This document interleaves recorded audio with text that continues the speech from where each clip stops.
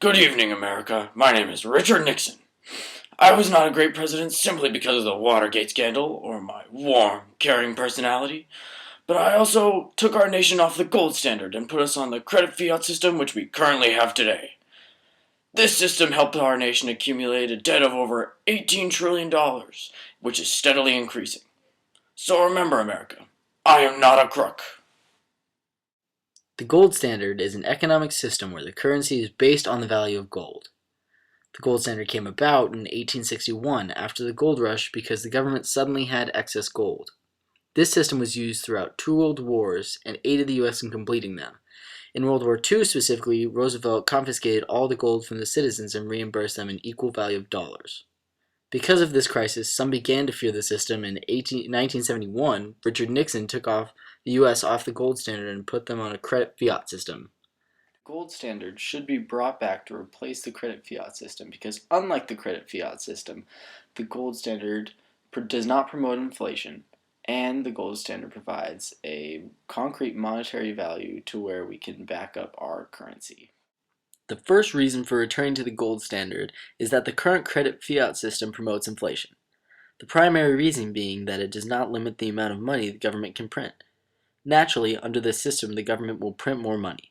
With the extra money being added to the economy, the dollar becomes weaker or less valuable. Because the dollar is weakened, businesses raise their prices to compensate. This mainly hurts small businesses because they have to spend more money that they don't have to wholesalers for their products and to their employees because they need more money for raising prices. Now, look at this homely child. His father was a small business owner that went bankrupt due to the inflation caused by the credit fiat system. Because his family has so little money, he is forced to get his clothing at Goodwill, which is not only unflattering, but unsanitary.